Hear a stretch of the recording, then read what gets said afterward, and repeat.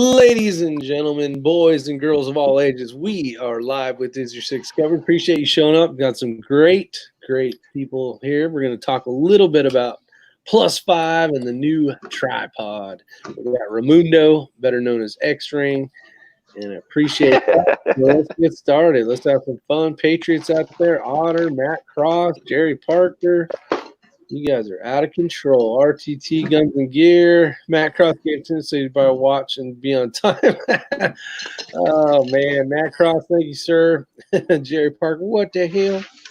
And, what the hell? What the hell? So what's going on, Plus5? Not much. I'm actually setting up an area so I can put my phone on a little... Not the tripods for the rifles, but another little tripod to just hold the phone up. Okay, sounds good. We've been waiting on technical difficulties. We got it all figured out, and we're ready to rock and roll. So hopefully, we got Raimundo. It looks like you're reloading right now. I am dropping powder as we speak. You wouldn't happen to be making me some 6mm Creedmoor rounds, would you? Hold on.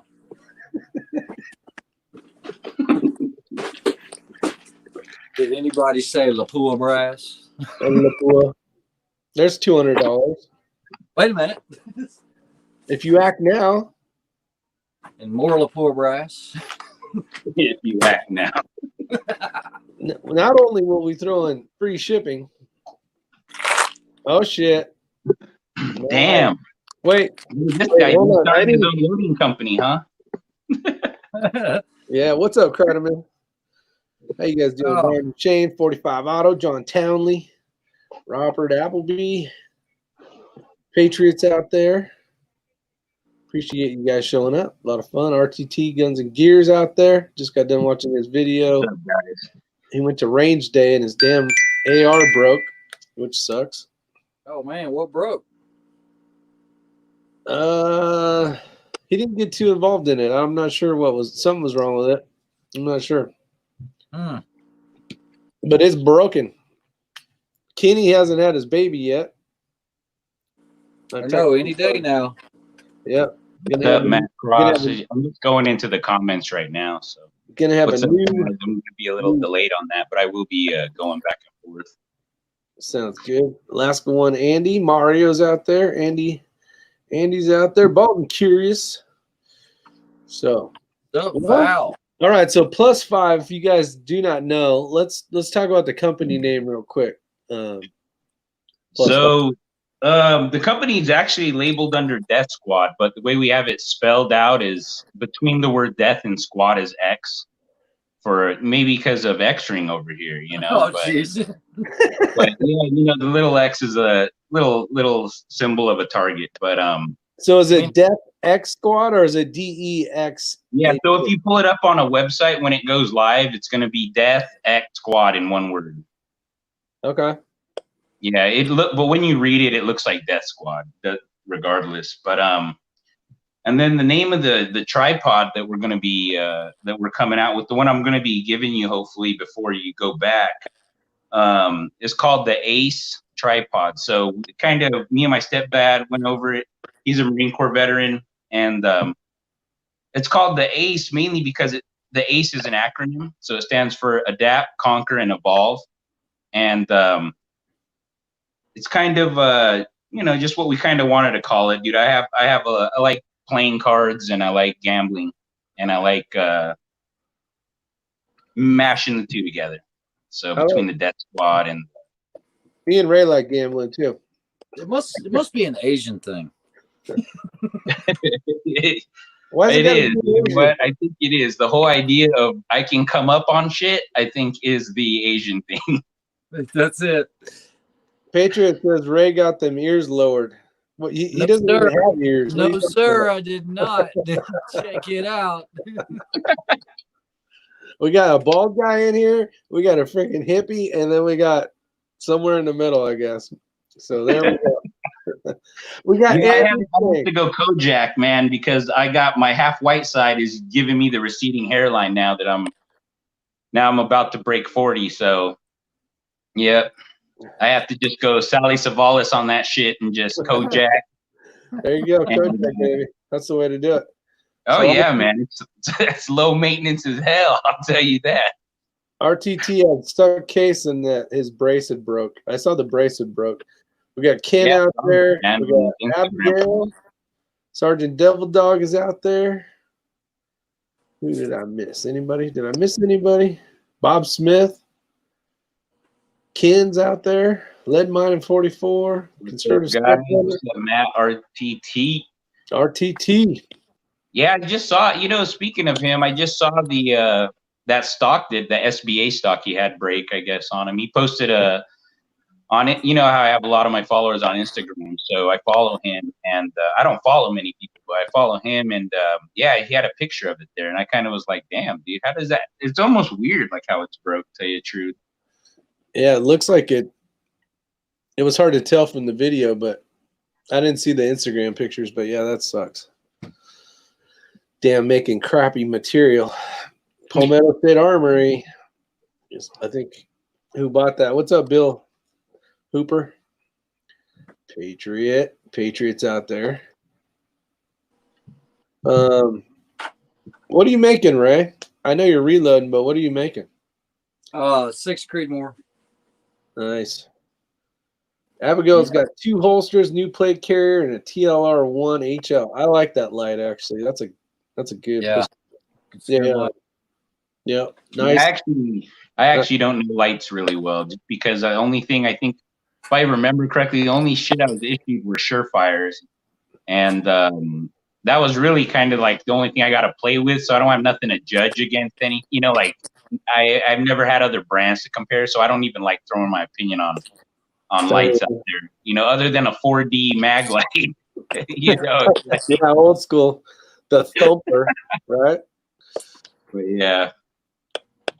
Jackson's out there. The do we want to talk about this tripod right now, or you want to do it later? What do you want to do? No, we can. Yeah, I mean, we could talk about it now. I mean, there's a lot of things that, even from the time that we last chatted about it, which wasn't too long ago, but there was even other things that I went through with it.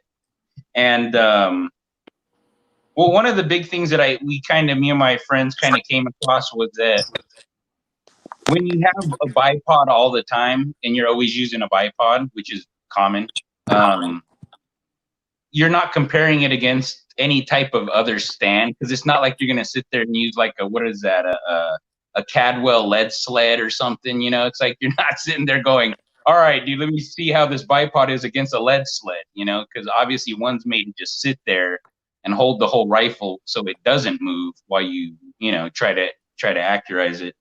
And a bipod's more for like you using it in actual use, you know, meaning that you can move it, you can move the firearm around and shoot with it. But the main thing that we came up with was everything that we would use a bipod for, the tripod can do the same thing. It just seems to be a lot more stable no matter what it is. And even when we run this in a bipod form, it seems that the only real advantage you have is when you're pushing into something. So when you're pushing into something and you're loading against it, then you can kind of manipulate the spot it's loaded in to shoot it. You know what I mean? But if you're in an area that you can't load it, the stability is kind of like dependent upon the shooter. You know what I'm saying?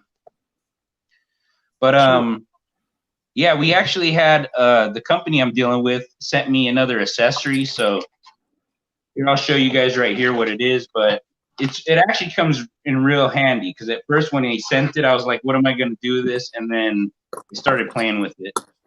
But the way this is set up, you guys see it, is you can disassemble the ball from the stand itself. So if you unscrew it, you know, and this is just like any tripod. This isn't something like, you know, this isn't you know, like redesigning the wheel or something.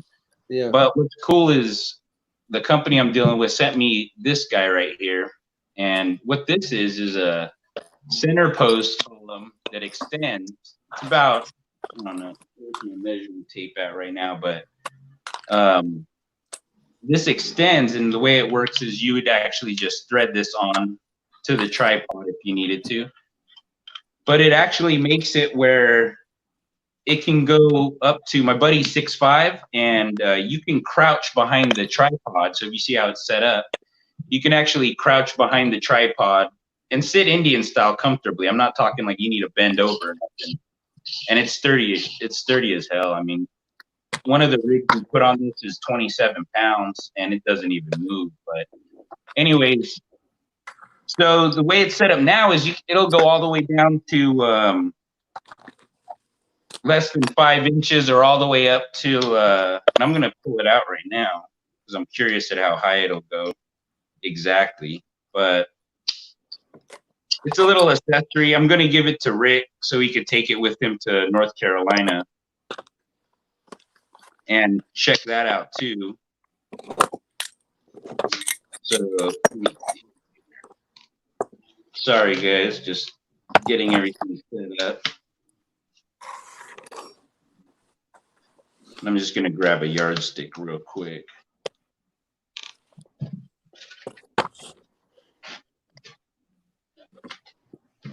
All right, I'm back. So if you run the center post, it will go to about 30 inches in its tallest fashion. But that's using the center post. If we remove the center post,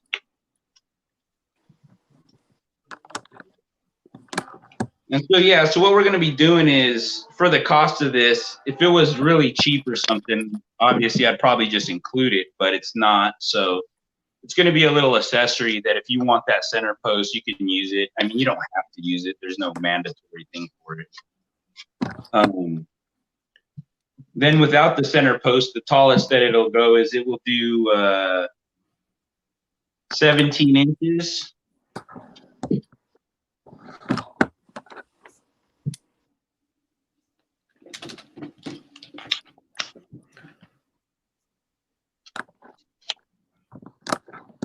And let's see on the low end.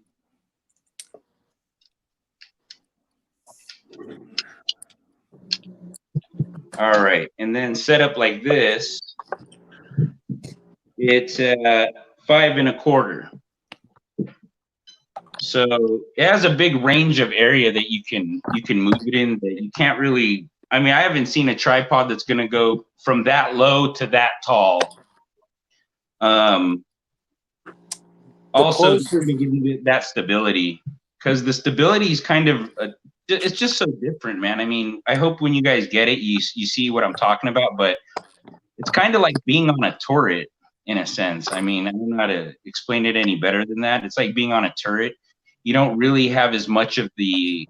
It just feels like the gun's really light when we switch it to the. So if you take the same firearm and you put it on a bipod and you shoot it prone, and then you put it on the tripod and you shoot it prone, it feels like the rifle is half the weight lighter when you run it on the tripod versus if you run it on the bipod. And I think really it just has to do with the whole fact that it has the third leg. You know, as funny as it sounds, but I think it's because it has that extra area to stabilize. So tell us the deployment. Is this thing going to be a quick thing, or is it a slow thing? Or you undo the one thing, it automatically centers because of the weight, and then bring out the legs kind of deal? So yeah, I mean, there's multiple ways you could deploy it, but mainly here, I'll just try to show you. I mean, obviously we don't have it on the rifle, but on the rifle, you know, obviously the feet would be muzzle end, and this would be there. And I really want to show. This sucks. We can't show firearms right here, which I'll do in the video, but it looks bigger than it is. I mean, in reality, it's not that big. I'm trying to find a box to show you. This is an Arca Rail box that the Arca Rail came in from Area 419. And it's not, this isn't big. I mean, this is only, this is 2 1/4 by 2 1/4 inches right here. So you guys have an idea of how big this is. And this is the tripod. So if we put them next to each other, you know, we do that. But it's not really that big. When it's all the way, when it's up and folded up,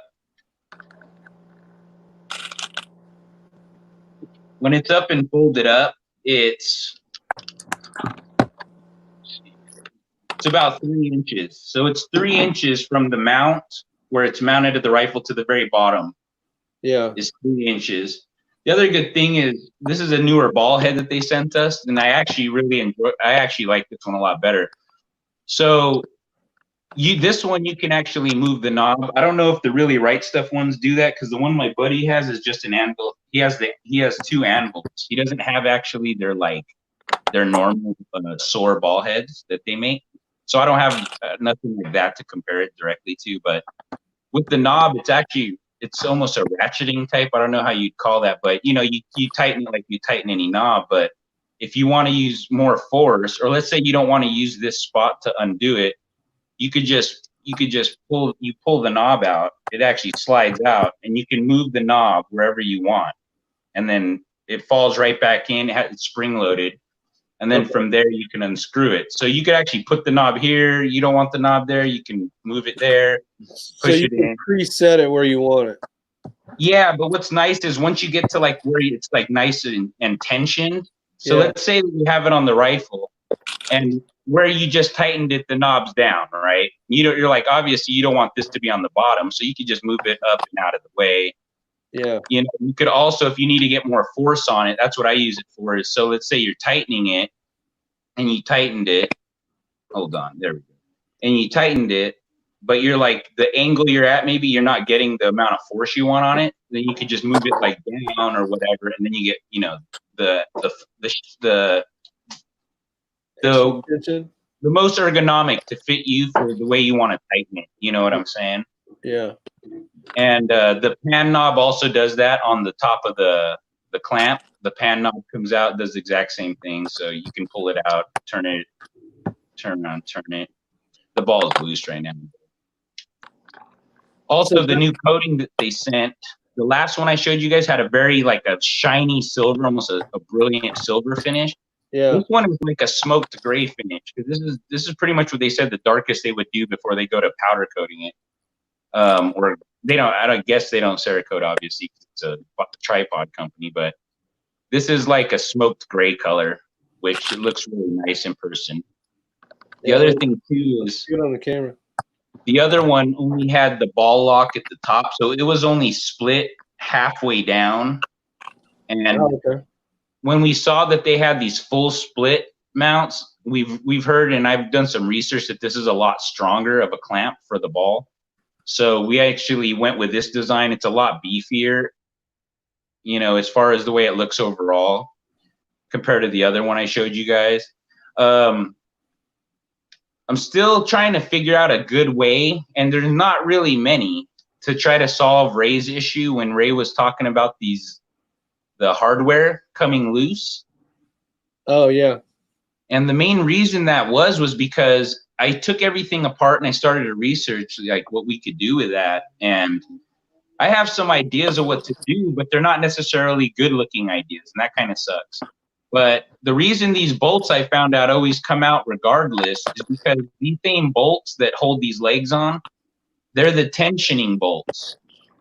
So they hold the leg onto the tripod, the head here.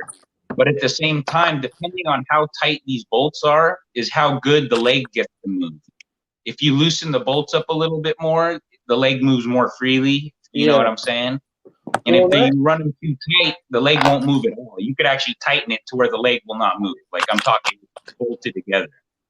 Yeah, and we had that's an issue with the biggest problem. That was Really Right Stuff, I believe. It was loose during that match. No, that's incorrect. What was it?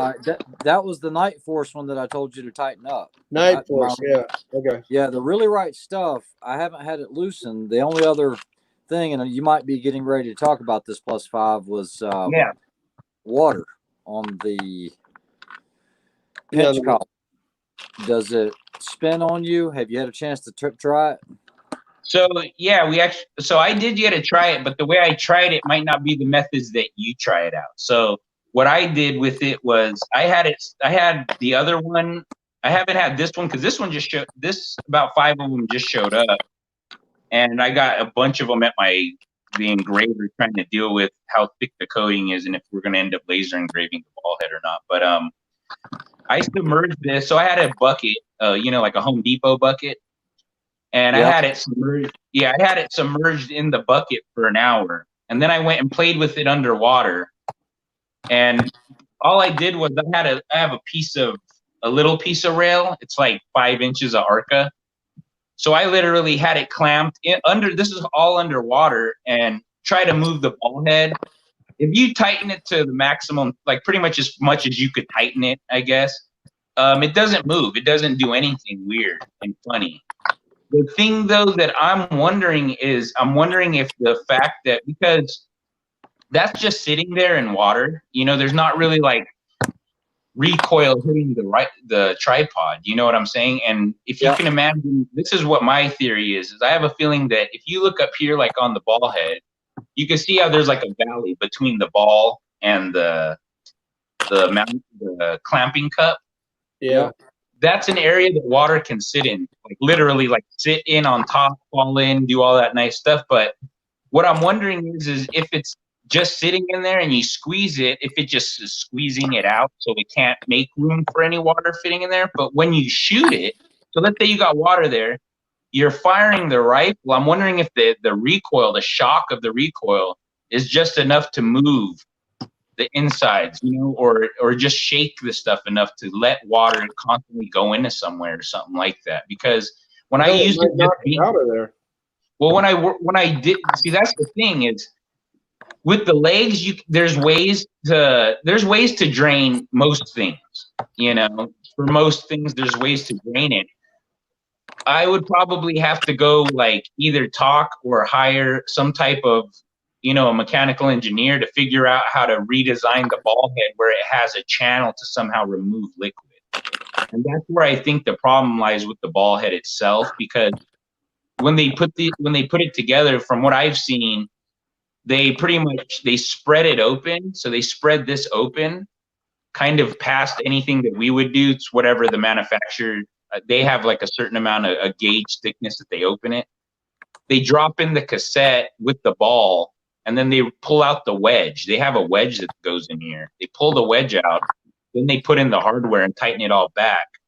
So somehow they're playing around with not only the way it's the metal that they're using, but they're also playing with the memory of the metal by knowing how much they can spread it and then leave it that way before they clamp it down. But the thing is with this, the bottom of this is sealed shut. It's like literally it sits on a set of ball bearings on top of the panoramic pan here.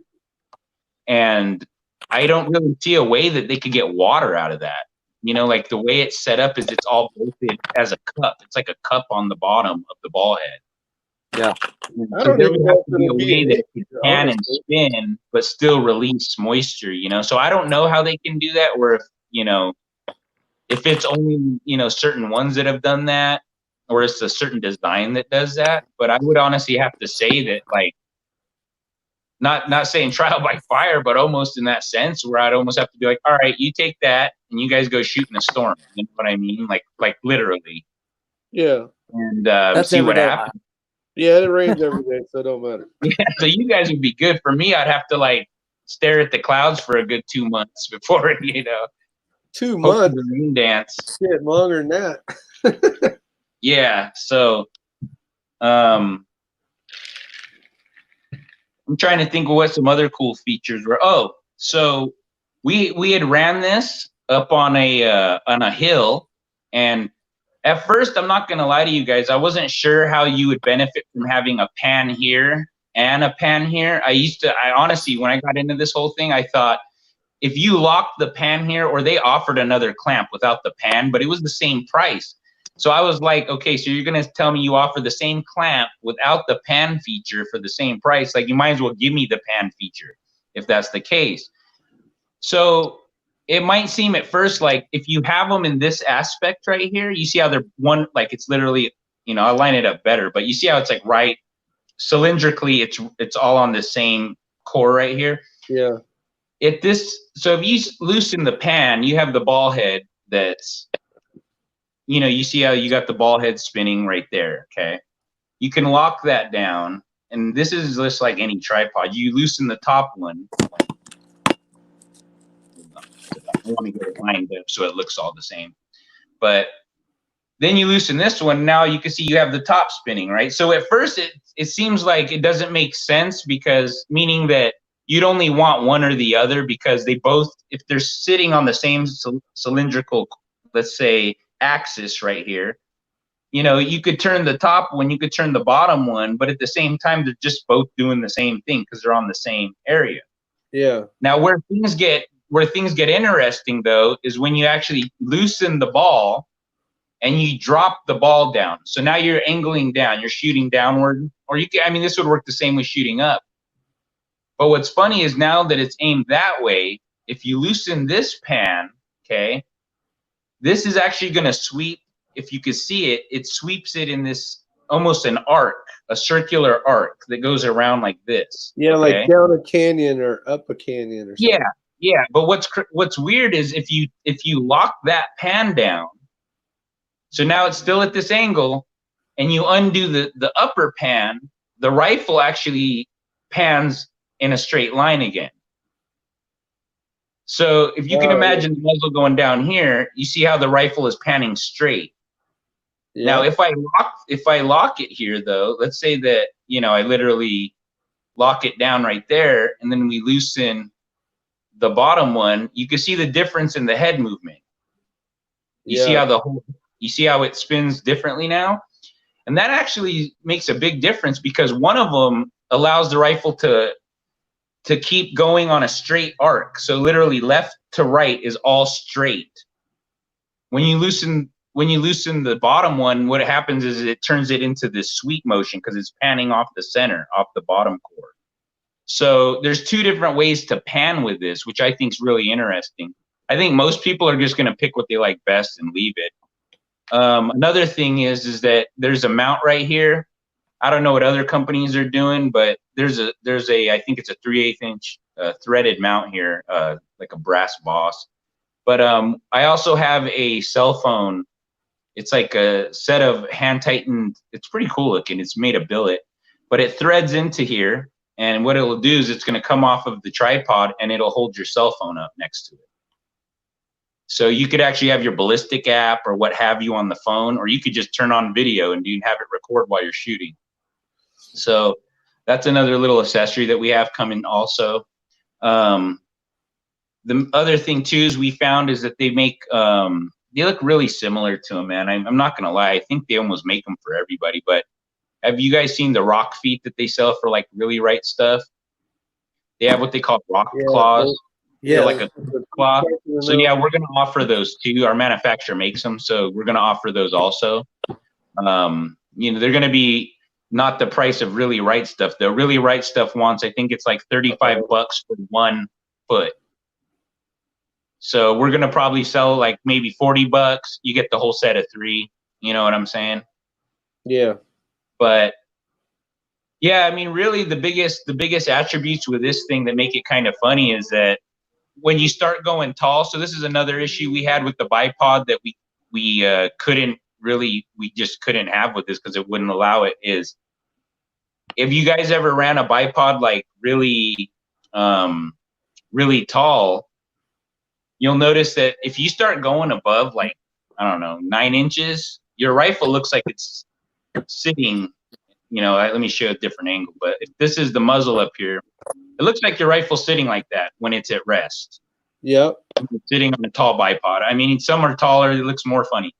On a tripod, you can actually lock the tripod with the rifle straight, and it works with heavy-ass guns, so it's not like, oh, I don't think it'll do it. I don't think it'll do it if you have a javelin on it, or you have like, if you have some giant fucking rocket launcher, excuse the French, yeah, probably not hold, but we haven't had one rifle yet that it wouldn't be able to hold stable. And we left a couple of times we left the rifle on it, literally just locked straight, you know, right under the forearm.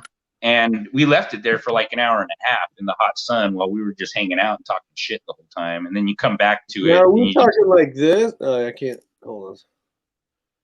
Are we talking right under the mag, or are we talking like this, where this is the muzzle? Like so Or a I'll bipod. be honest with you. It has, so if the rifle's like less than 20 pounds, it'll hold it out at the end.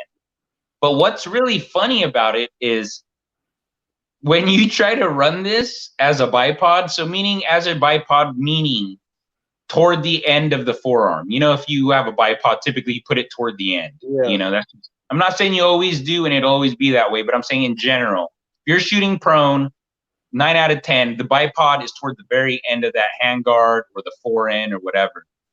And if you notice, why do you do that? Well, in my reasoning, the reason you do that is because if you move it closer and closer, as you get closer to the magazine, this is my opinion, you guys can yay or nay, but if you put a bipod, we're talking bipods, if you put a bipod against the magazine, literally your rifle's kind of like a seesaw. You know, it's balancing dead center, and it kind of feels less stable. The more you move the bipod toward the end, the more stable it feels. Almost like one end's being held up, and then you're just, you know, concentrating on putting your hand under the stock or whatever. Yeah, or your bag. But with the tripod, when you do that, it kind of makes no sense to do it, because by putting it near the mag, it puts more weight onto the tripod, making the rifle lighter to hold. So because that's why I'm interested in it, is more for weird barricade stuff, like shooting over tires on top of tires that are flat. Yeah, so one thing, I'm glad you brought that up. So one thing I like to do with this is, and I'm just going to have it all shut so you guys can talk about. Obviously, if this was on a rifle, I'd probably be able to do it a lot easier because I'd have it mounted up here. So if you could imagine, this is, you know, sitting on, there's the muzzle end, and this is under the forearm. The minute you loosen the clamp, it'll drop by gravity. You see how it hangs? Okay. Yeah. So it'll drop by gravity. And what I actually like to do is you just kind of make it snug enough at the ball, you know, maybe take a quarter turn onto the ball. And so first thing you got to do is you got to pop all the buttons out. It's real quick. You just pull on the buttons, okay? And what I think is cool is you just pull it out here, okay? You know, you just, hold on 1 sec, there we go. So you pull it out like that with this hanging now, okay? And mind you, you have your ball kind of loose, so you can move the ball where you want. You know what I'm saying? You can actually have the rifle. So let me see if I can get into picture. So you have your rifle right here. You use your hand here. I'm trying to get a better angle. Let me show you guys. Hold on. Okay, so imagine you have your rifle. Your hand, you know how you would put your hand against an object? You'd place your hand against an object to shoot. So you'd like secure yourself. Into a barricade or something? Instead of putting your hand, you put the tripod in your hand like that. You see what I'm saying? Yeah. And you put the tripod with your hand right over the object that you're trying to secure against. Yeah, instead of a bag or something. Yeah, well, that's another thing I'm coming out with. So I'm coming out with a game changer type bag let's see, I'm hoping that you guys might like this idea, but you guys tell me how this will work. So instead of having a bipod on the front of your rifle that you got to like take off here and there, and then having a game changer itself separately, or maybe you just have to keep it on your side and throw it under every time. What I'm doing is, because the footprint of this is kind of small in a sense, we're thinking of making a triangle game changer bag that fits in here and straps onto the legs. So it'll sit in here. Imagine a game changer bag that sits inside the tripod area. There'll be you can actually go times when that might work, but there'll be times when it wouldn't, because like those cattle fences, I don't see that working. Well, see, so let's say you were going on a cattle thing. What's funny with one of those is you actually might not even. So let's say that you were to make it tall version, right?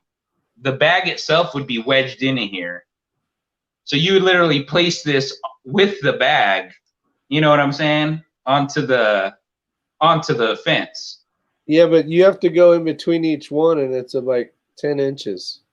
Oh, you're talking about as far as going in between those little slots. Yeah, because the last time we had to do it, first time and last time, I guess. We practiced at a race quite a few times, but the fence basically has like 5 or 6 of those bars. So I don't know. What would you say, Ray? Between the distance, 8, 9 inches at most?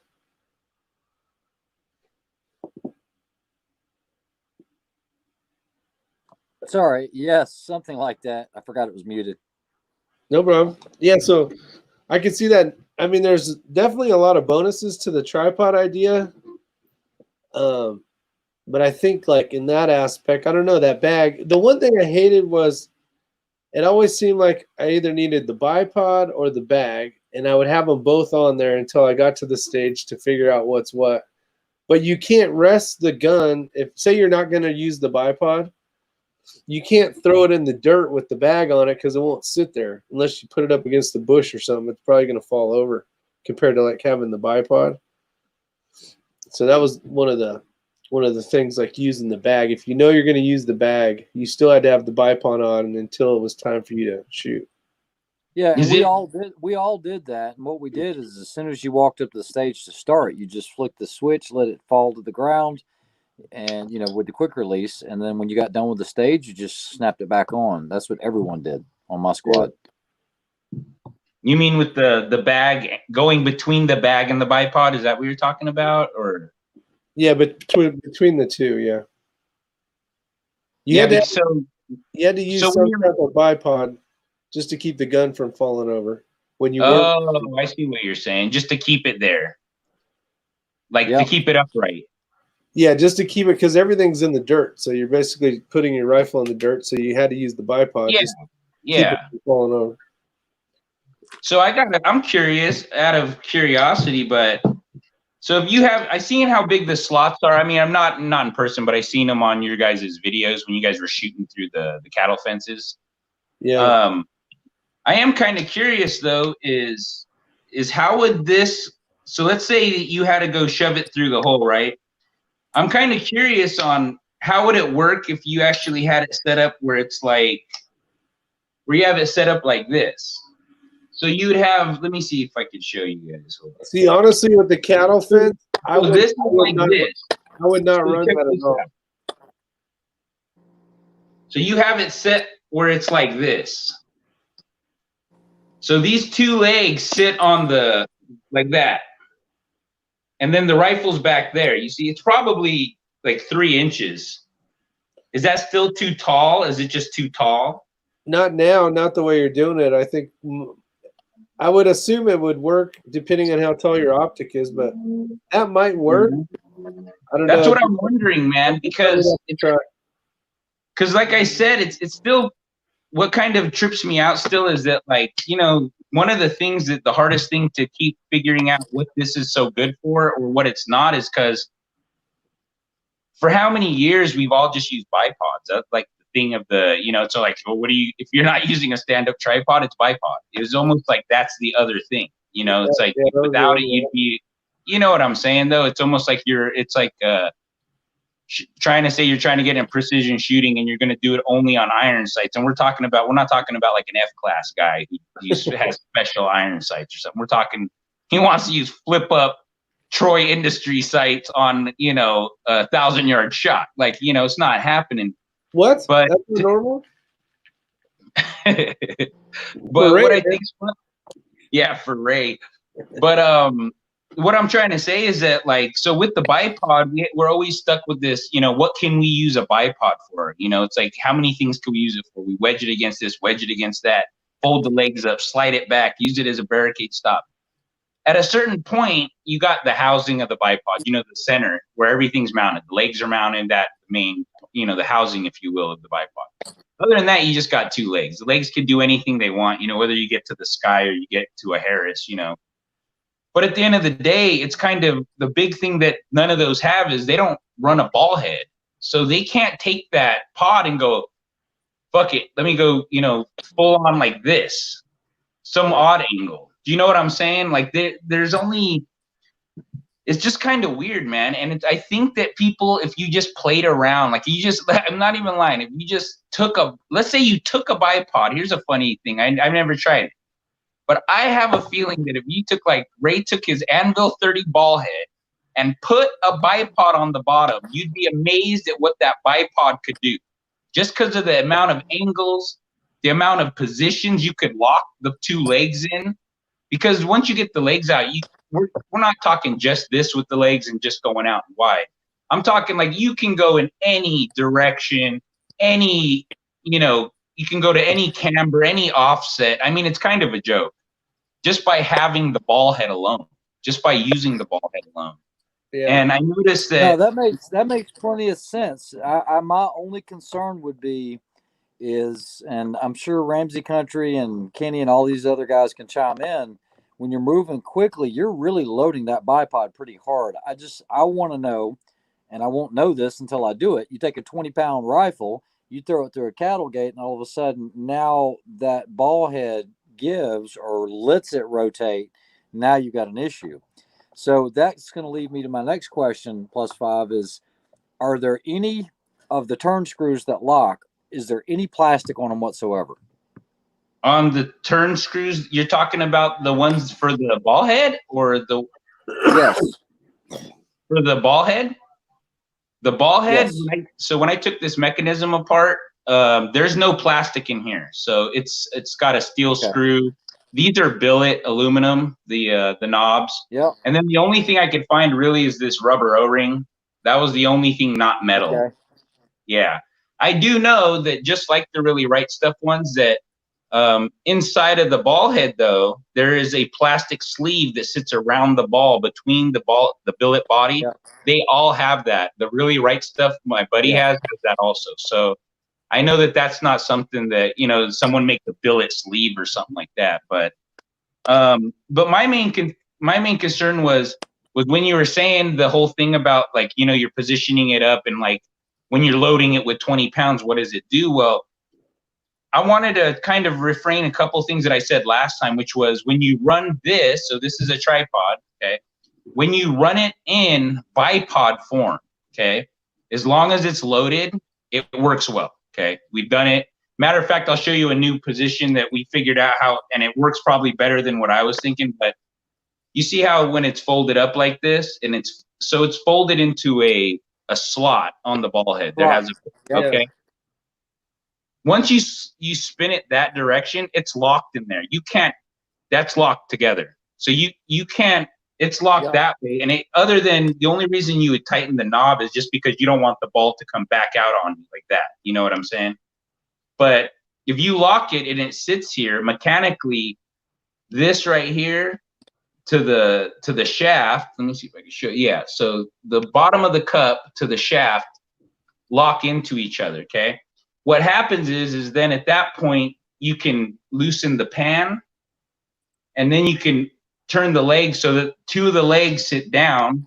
So these would go toward the front. The top leg is the one you'd actually have flat. So you'd keep the top one flat. You can see the bottom two are actually legs. They're locked back, so meaning all the force goes against them. But now here's the thing. Can it work that way? Yeah, you can unlock that. Can't you unlock that and make it more where it's more vertical right now? Which one? Unlock the bottom leg. The one your hand is on. Unlock that. Talking about making them more straight. Yes, that's what I'm talking about. Yeah, right and you can do that too. You can do the same thing. We've done both, and the legs still extend, and you got, it's actually nice. It's a wide ass bipod. And the ball's locked in mechanically, so it can't pivot no more. I can see that working well. And then it also, because of the pan feature, you see it, how it pans. So you would still be able to pan both ways because you still have a top pan. So you can still rotate the rifle this way, and you can still pan the bipod itself off of what surface it's on. This seems to be the most durable way to run it as a bipod, but what I was trying to get to is when you were saying, like, when you put it up against something and then you're putting 20 pounds of load on it. Well, if you're loading it up against something and it's in that bipod form, it will work. The only thing it won't do is but it works in the same way though as like a Harris as far as its downfall. So if you don't load it or you end up dropping weight on the stock and pulling back on it, it'll fold the legs in because of the design of the locking mechanisms on the leg. So what's funny is so what I'm trying to get to is every time we try to go hardcore on the bipod, we noticed that we could just pop the other leg out and turn it back into a tripod, and it could just do the same thing as a tripod. And the thing that's funny is because when you have a bipod, it can't convert to a tripod. you can't really compare it against nothing because the only tripods most people have are really big. Yeah. And the only companies that I've seen that have something similar to this is pretty much these are the two that I found. Really Right Stuff makes a very similar. I would be surprised if the place I'm getting it is where they get it, but they make a small one like this. Okay, it's $700. It comes with no ball head, no spike feet, nothing. It comes with literally just their warranty and a tripod. You don't get the ball head; it's an accessory from them for $700. The ball heads, I think they're like $200 to $400 depending on which one you buy. Then the other one I saw that was similar, but it doesn't do what this does, is made by Slick. You know, Slick tripods. But theirs has the center column in it. And the problem with, so remember I showed you guys how I have this accessory center column?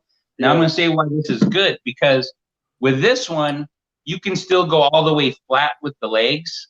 And the reason that it really can do that is because without that center column right there, and that makes a big difference, because you see how there's nothing on the center. So literally you have, you know, whatever, just the distance from there to the bottom of there. But with the Slick one, that center column only goes up so high. And because it goes up so high, they don't allow the legs to go flat, because it doesn't go. So if they were able to go flat, the center column still sticks out like 4 or 5 inches at all the way up on theirs, because theirs is designed where the ball sits on the center column. The center column is designed into the tripod from the get-go. Now that's one of the big reasons I think a lot of people never thought of this idea, is because when you start looking at more inexpensive tripods, that's how you get to the Bog, you get to the Shadow Tech, you get to the Slick tripods. That's how people end up with those ones, because those are the lower end known brands of tripods. But when you start talking about these small size in full carbon with the billet core and a billet ball head, the only people that make something similar is Really Right Stuff. It's just that the price is super outrageous on it. And then, like I said, the Slick, Bog, the Shadow Tech doesn't make one this small.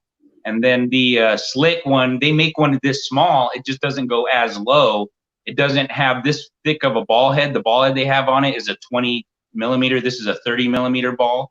And again, it has the center core. And because of the center core, it can't go as low. You can't prone with it. It's a little it's like an awkward prone, because we were looking at the height that they had it measured at on their website. And it had I think it was 18 inches for the lowest that little tripod goes. And it's just kind of ridiculous. You can't prone with it. You can't use it, which means you can't do what a bipod does with those tripods. You probably could with the Really Right Stuff mini one, but I just don't see people. What I think happened is nobody wants to go and say, hey, I think that my idea for using a small tripod is so good, I'm going to go spend $700 on that Really Right Stuff tripod, because they don't know if it really is going to work as good as they think it is. And for that money, I think they're getting too close to a big tripod. So they're just like, fuck it, why would I even pay that? I'll just go use that toward the better, a $1,200 Really Right Stuff one, and get a bigger pod. But I got word from my manufacturer. So we literally are at a little under 30 days to have a bunch of these in. I think I'm going to have 15 on that order coming in. Because I want to see how they move. If people start using these and they actually work, then I'll order, maybe 60 or 100. But it's just that, when it's coming out of your pocket, the money for your invention, in a sense, it's not that cost friendly. You know what I mean? But that's why. So what was going to happen is, I know I told you earlier on the phone, Rick. But I know Ray, I didn't tell him anything, but the tripod that I showed last time on the show is about 5% smaller than the one I'm showing you right now. So the legs are about 5 millimeters smaller diameter. The ball head's a little bit smaller. Everything on it was a little bit smaller. It also went lower than this one. The other one, I think, will do 4 1/4 or 4.5 inches, but it's almost too low. You have to lay where your head's, like your neck's almost on the ground. But this one, I will say that it's not marginally bigger to the point where if you had one next to each other, you're like, wow, that's way bigger than the other one.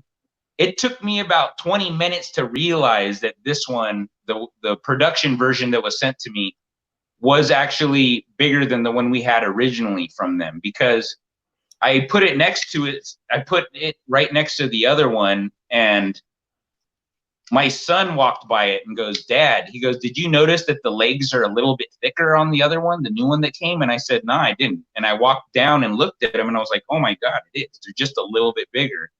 So I started looking at it, and I pulled it apart. I pulled the ball head off. The mount for the legs is about 5 millimeters bigger in diameter. Everything's a little bit bigger. So it's, I'm going to say it's about probably, you know, a few percent bigger overall than the other one.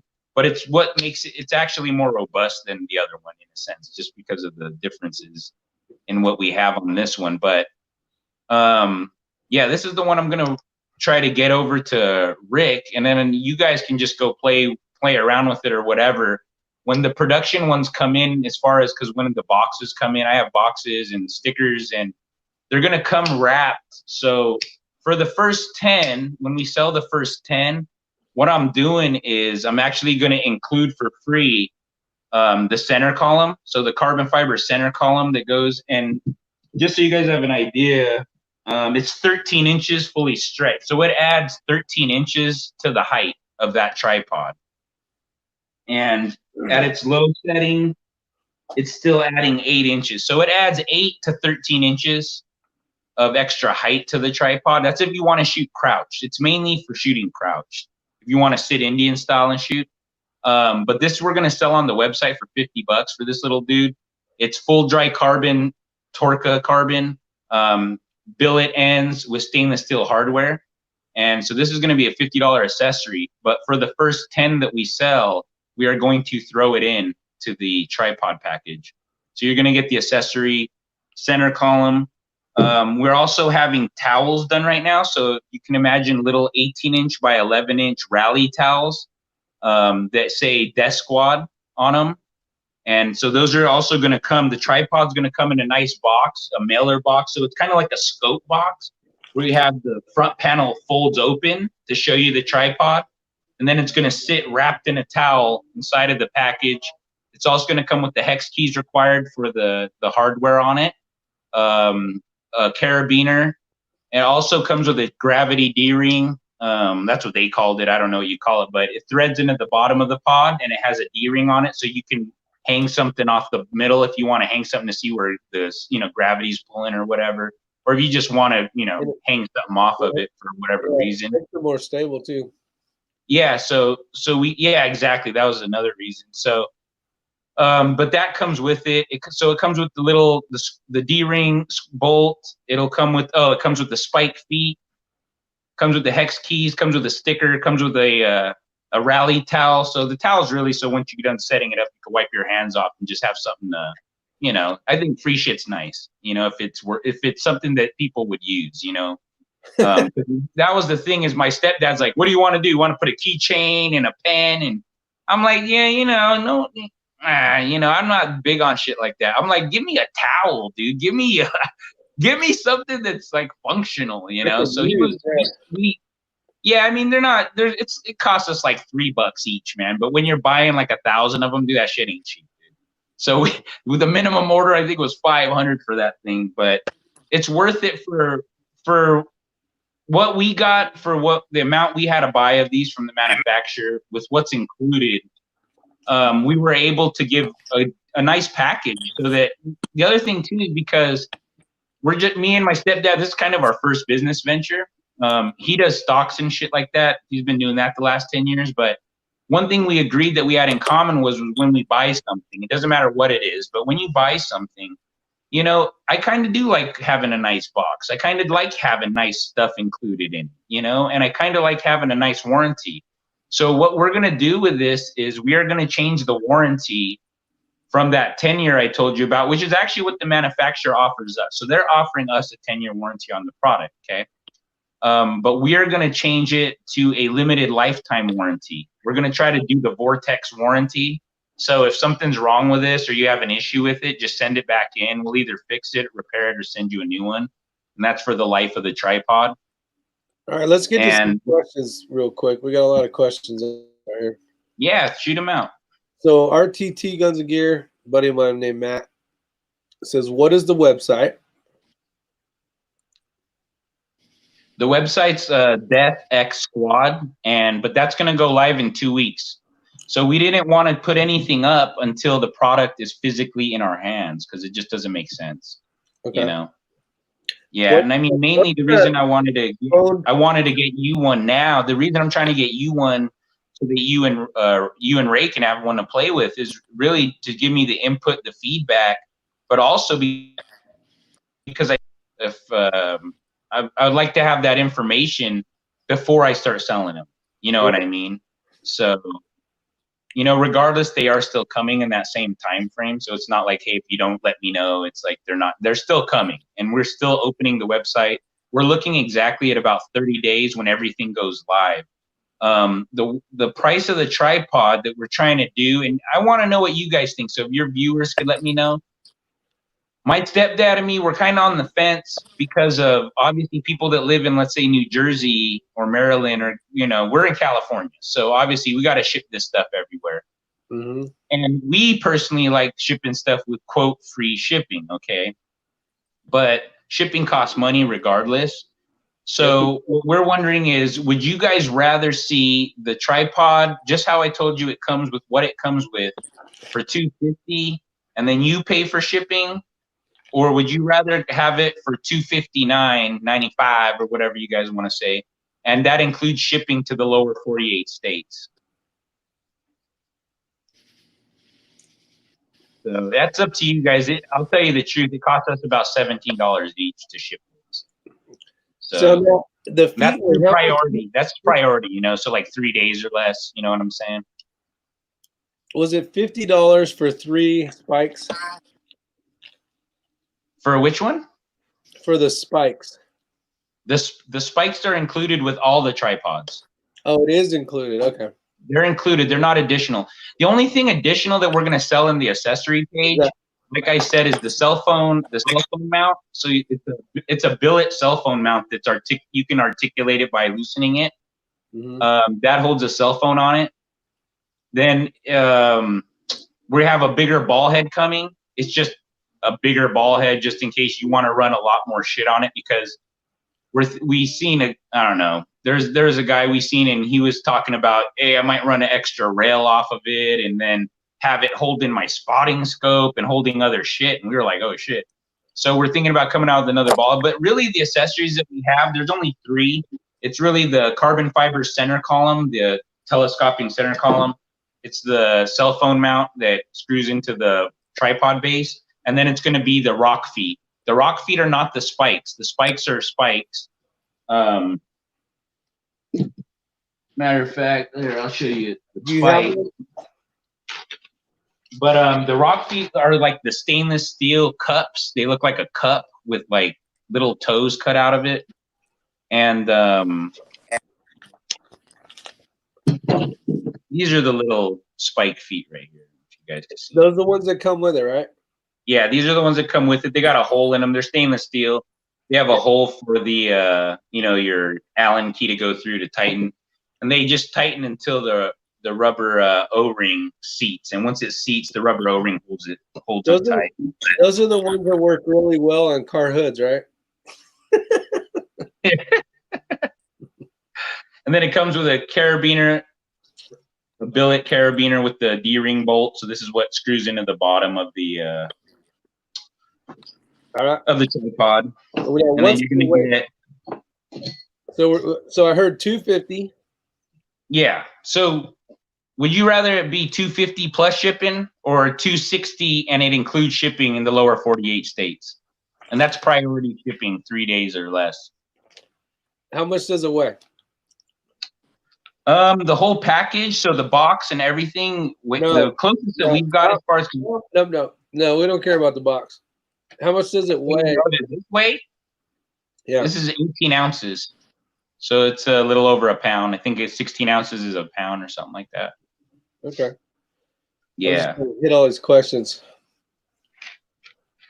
I think a big one is going to be one of the feet, but you can see the quality of this here. Like here's one of the feet. Here's a foot right here. It's full stainless inside of the rubber housing on it, and then this is your let's say your spiked foot. So, and it has a billet flat plate at the bottom. Let me see if it'll show, but this is a billet plate. There's no plastic. The only plastic that we see on this is, this is a good question. Let's see, where is plastic? Everything's billet. All these collars here are billet underneath the rubber. The only thing that I see that's actually plastic or rubber would be the grip you grab here. This is rubber. These are rubber on the outside, but these have billet collars inside. So it's a billet collar that pinches. And then the rubber foot itself. But this is the spiked foot, how the spiked foot is. You got your spiked foot.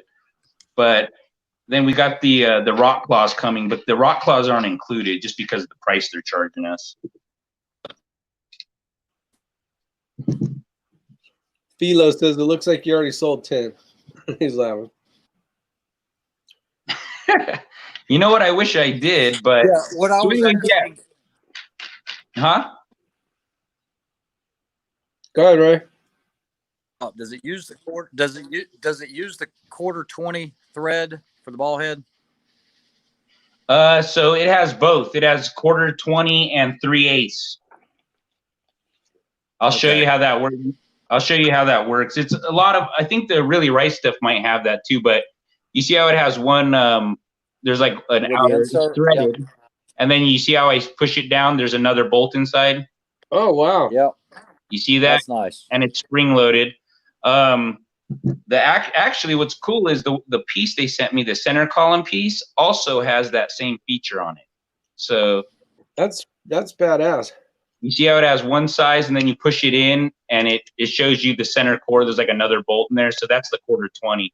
So it has both, depending on what you want to use. But like same thing, even with the column, this end piece, this is billet. You go to this end, this is billet, stainless steel bolt inside, or that collar. And it's the same concept, The biggest thing is I and we're taking their word for it because I haven't had one I try to over tighten, the on the legs. I try to over tighten the locks, and I could tighten it to where I get the rubber to try to spin on it. But I haven't had it come loose. I've been trying to break the epoxy loose. They claim it's a marine grade, quote, marine grade epoxy, but I have not been able to break them free. So I mean, it's shit. If it happens, it happens. But like I said, we're gonna try to be doing these with a limited lifetime warranty. So the warranty probably won't be as good as Vortex. I think Vortex is just like, hey, if you have the scope in your hand and you send it in, like you're warranted. With us, all we're going to ask is you have, there's going to be a little card that comes with the tripod. All we ask is just keep the card with the tripod. So that we don't care who owns it. Just make sure that card is with the tripod. And if they don't, and they still have an issue, and they call us, we'll try our best to help them out. I'm cool. trying to rip people off. Everybody wants an Elmo version. We already got like 4 Elmo versions sold. Well, I can get an Elmo sticker made, a special one. A special Elmo sticker. We want the X-Ring is your 6 covered Elmo version. Have a good night, Ray. I really want to get it to you because I want you guys to actually play with it, and go shoot on it and see what it does and see how it works out for you and see how it doesn't in a sense. I notice with me, when I use it, I don't really extend the legs out. You can, no problem. They're real strong. We've had it fully extended at full low, which has probably the most force on it. And it works fine. It doesn't move at all. But with me, I noticed just because of maybe I'm just used to it, but when I deploy it, I pretty much just deploy it right to the middle setting. It's almost like the medium, I guess, if you want to call it that. And it's good to go for me. But I'm also shooting at a shooting bench. You know what I'm saying? It's kind of like wherever you go, the bench is different heights or whatever. Maybe you're not shooting off a bench, you're shooting, prone or something. So you might have your own, area you like to set it at. But it'd be fun to try it in a few different scenarios for sure. Well, I'll tell you this much. I sold the 2 Atlases I have. My buddy owns them now. And I used that money to buy Arca mount. So I bought Arca rails for all my ARs. Nice. No, I'm not lying to you because it's just like, I don't know, man. It's like I almost feel like unless they're forcing me to use a bipod, I don't see why I would need to use a bipod. That's why. It's just because when you're using the bipod, it's like the rifle still feels so heavy. Like it's normal almost. It almost feels normal. It's almost like you're shooting off a sack. You know, when you shoot off a sack, that's my favorite, to shoot off a backpack. You know, just stick it right in the middle of the backpack and let the rifle kind of sit himself where it goes. But with the tripod, it's kind of even easier than that because you set your pod up. The pod itself stays stable. Even if you load the pod up, because the legs are so short and you don't have the height of a tall tripod, you can't really move it because the 3 legs don't do what the 2 legs do. When you're on a bipod and you have those 2 legs, you can kind of move them, dude, you know, like by pushing forward or pulling rearward. With the tripod, with the 3 feet, they kind of just hold. But we're also using, you know, this is like a wooden bench. And then the other one we were using was it was like a piece of concrete, like slab. It's kind of rough. It's kind of textured. But then we shot it in the desert a few times when we were all having the desert days. We were out in the sand using it. And it kind of just like buried itself in a little bit, like an inch into the dirt or what have you. And then it just stayed there the whole time we're shooting it, you know? Yeah. Thanks, Otter, for showing up. We'll see you, Otter. See you, buddy. Oh, shit. Richard's got a lava fudge cake. Messed up, Richard. Yeah, so what I'm gonna do is I'm gonna try to give you the reason I say try is because I'm not gonna be able to make it Saturday. I have to work all day Saturday. Okay. But I do have Friday, or I have Friday early free if you can make it around like, I don't know, like a 10, 11-ish, maybe even noon time. I'm gonna be here, so it don't matter. Okay, cool. Because then on Friday, what I'll do is I'll bring it by with all the stuff. And then you could take it with you physically to have with you guys. So you can, the minute you get back, you guys can go mess with it. As soon as the production ones show up, the ones that are boxed and ready to ship out to a customer, I'm going to ship another one out immediately so that you guys have 2. You have 1 each.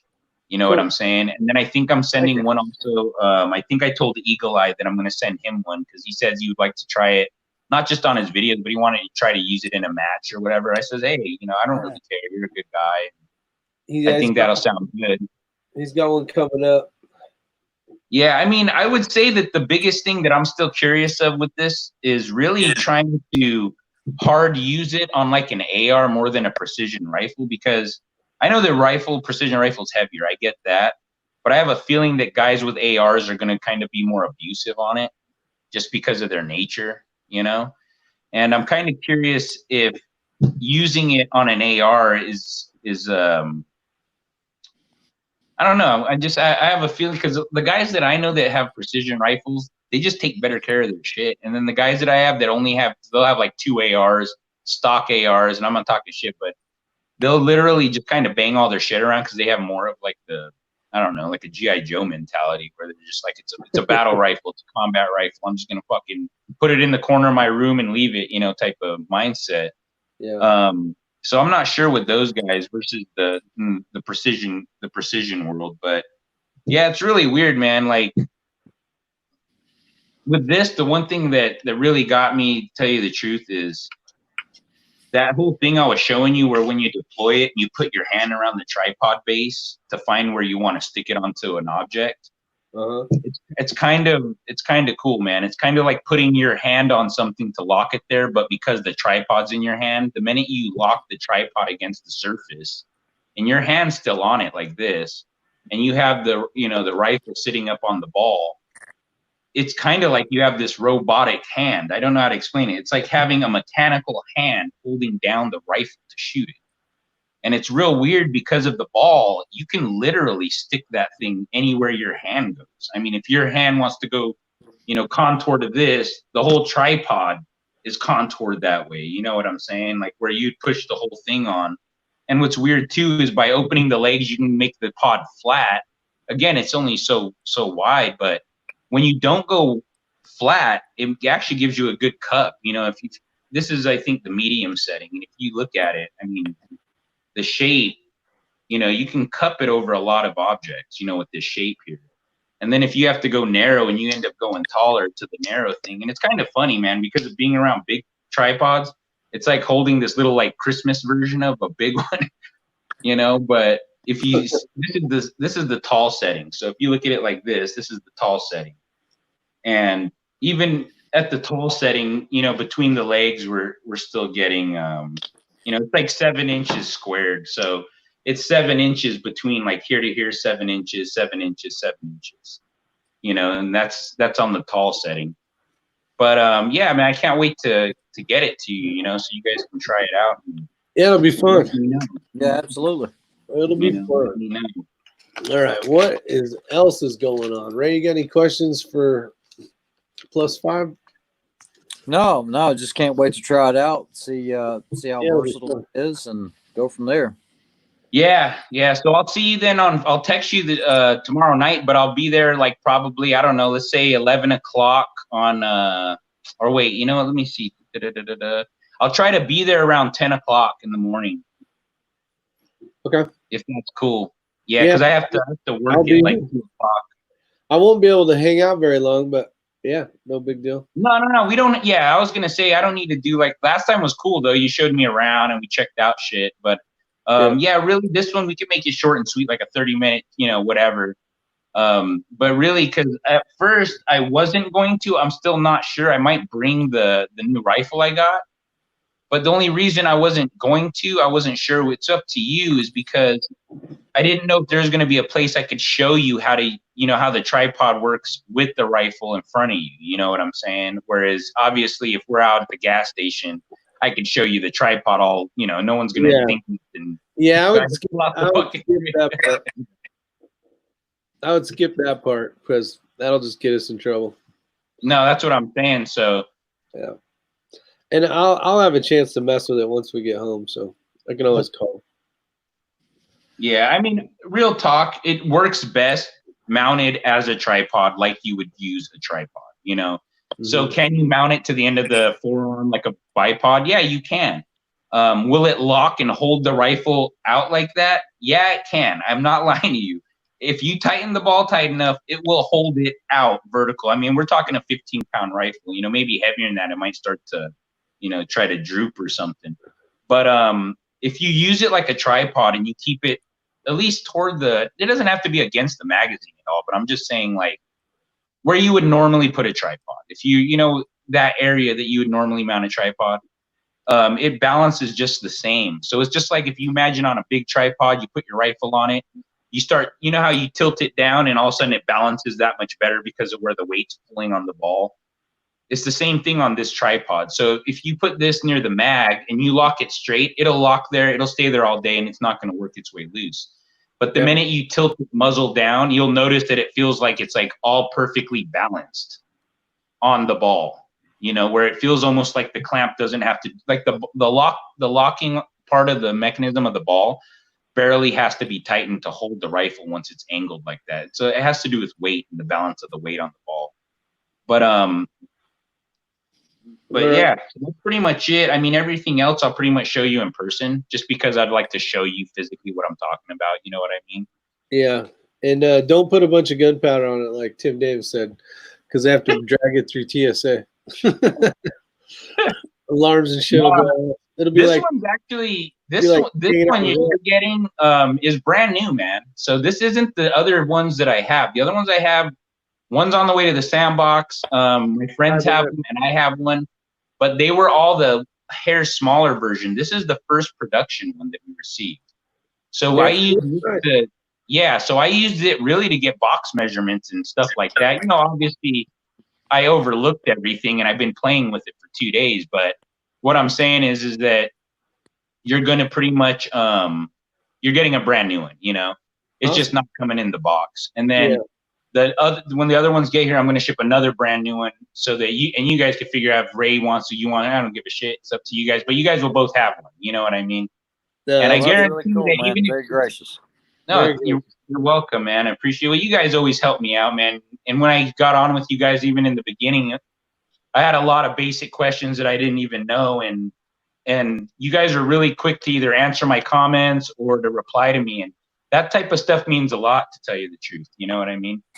The other thing I do want to mention right now before I just give it to Rick because I actually got to take off in a minute, is that even if for some reason it doesn't work in competition, which I still think it could, it works great just as an all-around, I don't want to say a replacement for a bipod, but like I said, I put all ARCA rails in all my guns now because it's just so much easier. It's easier to slide it down the ARCA and just get where I want the balance point to be.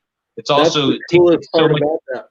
Well, Sure. and the other thing too is it's so much lighter. Like I said, when you have the rifle on this because of the third leg, the rifle just feels a lot lighter. So when you're using a big rifle, you know, like my rifle with the Smith on it, the thing's like 22 pounds. When you put it on this tripod, it literally feels like it's on a turret. It almost feels like I'm holding a 10-pound rifle. And that is a big difference with a bipod. When I put it on the Harris, it just feels like exactly what it is. The more of it I pick up, the heavier it feels, you know, and it's just because it's only being balanced at one end and you're literally holding all the weight. Whereas the tripod, the majority of the weight goes straight down through the ball into the pod. So you're really only holding the ball straight, if that makes sense. The ball itself is supporting all the weight. So, you know. Well, cool. Yeah, we'll go out and test her out and do all the stuff and try it rain and all that other junk. Yeah, and then I'll give you some stuff to take with you and try out. I'm gonna give you the center column and everything, man. I want you to have all this stuff to try out. I'll see you Friday for sure. But yeah, I gotta get going, man. I gotta go pick up my kids from my mother's house. No problem. I'll hook up with you guys later. So Friday, you said, right? Good seeing you, Rick. And thanks a lot, guys, for watching the video. For all you guys leaving comments, man. I haven't been able to flip back and forth because I was showing things, but I really appreciate you guys coming to the channel and checking out the podcast. So thank you, guys. Appreciate it, brother. All right. All right, we got Drew Bradley's out there, Sergeant Devil Dog. Yeah, so I think there's a lot of good stuff, possibilities with this thing. I don't see how the water thing does, right?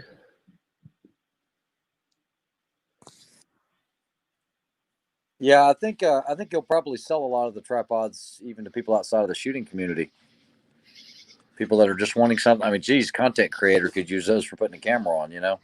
I know. I'm like, man, you put that extension on, now you got your camera, and you got to, you know, if you're not using it to shoot, you got a camera mount there. Absolutely. A lot of things, especially with the two versions of the threads. That's pretty cool as well. Yeah, it'll be kind of interesting. It'd be neat to see how that works with the bipod, like running it as a bipod and then trying it as a tripod. Yeah, we'll see. Yep. Looking forward to it. It'll be good. Let's see. Eagle Eye still hasn't had his baby yet. So hopefully soon we can congratulate him on the new little one. So that'll be cool. Brian Duchesne. Old KB's out there. I sent you a link, KB. You should jump on, say hi. I think Eagle Eye too.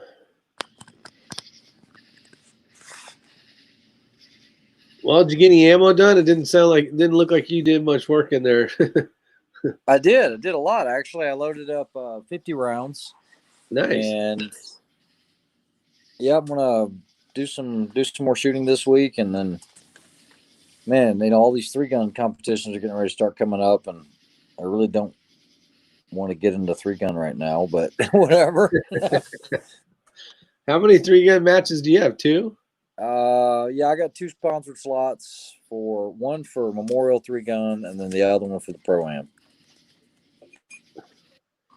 So I will definitely be at those 2. Well, not that I want to go because I don't. When is that? Am I around? I don't know. What month is it? Heck, I don't know. It could be 2 weeks from now. I'll look at it then. Oh, gotcha. No, I think most of them are in August, if I'm not mistaken. And I think one's at the end of August, one's at the beginning of September. Then we got all the other September stuff. Yeah. John Mullally just okay, yeah. He's still on here, I think. John. Yeah, Sorry. I think he's tossing back whether he's going to shoot one of those. I think Well, if he's not already signed up, it's going to be hard to get in. He might be able to get in the Pro-Am, but Memorial, there's no way.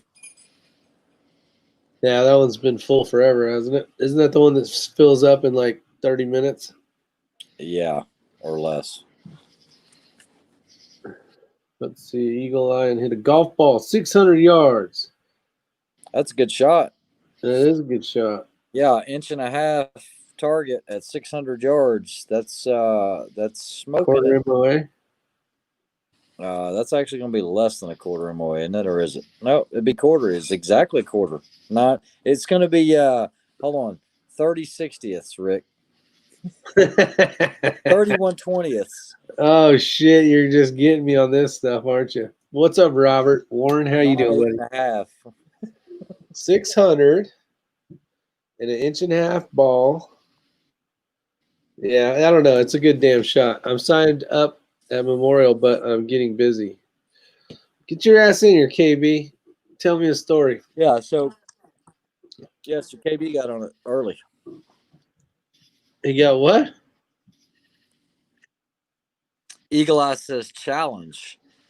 I'm not challenging. If you say you got one, you got one. But that's a pretty good shot right there. Period. Golf ball at 600. That is. Hold on, that might be worth a video right there. First round cold bore golf ball at 600 yards with an AR. You know what, Kenny? I'd like to see that. I've changed my mind. I would like to see that. I can't even get him to do the 100-yard freaking 4-minute exercise video and do the inside of a zero pasty. Yeah, no, the golf ball would be harder. Dude, oh, hell yeah, it'd be harder. Golf ball at 600 yards, first round cold bore. Yeah, I want to see it. That'll be good. Now, you got to be specific with the golf ball because I have seen golf balls the size of cars before. So no, a golf ball that you get at the freaking store. We'll just say it'll be a Top Flight 2000. Okay, there you go. It's got to be a real golf ball that you would play golf with. Yeah, there's a huge difference. And you can't place it on top of a board or something because if you hit the board, it's going to knock the ball off. I would love to see that too. KB says there will be openings. Ramsey said, yes, that would be hard to repeat. Yes, that would be a damn hard shot. I'll take the challenge with an AR. Oh, wait. Oh, yeah. Who take it? KB. I'll take that challenge with an AR. Oh, yeah. Hey, you know what? Good. I want to see it. First I want to see it. Show me. It's got to be there. Because last time I heard you were going to hit a golf ball cold bore at 1,000, and I hadn't seen that yet.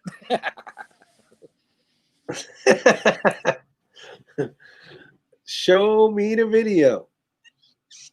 Has anyone heard of knock knives? No. I'm gonna use KB32's line. Are you ready? Yep. Show me. Show me. That's what he comments when somebody starts. He says, "Show me." Yeah. We stole that from Pop's Quest. And golf ball is in a 5-gallon bucket with 200 other golf balls. Yeah.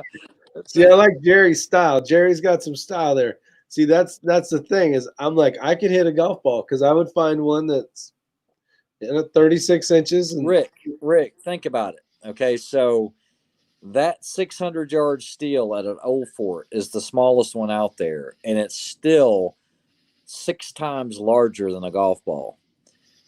So if you think Skinny Sammy is difficult, I mean, it's possible. It is definitely possible. If the stars are aligned and the planets are aligned, I think everything would work well for you. But cold bore, first shot, 1.5 inch circle, that's tough. Hell yeah, that's tough.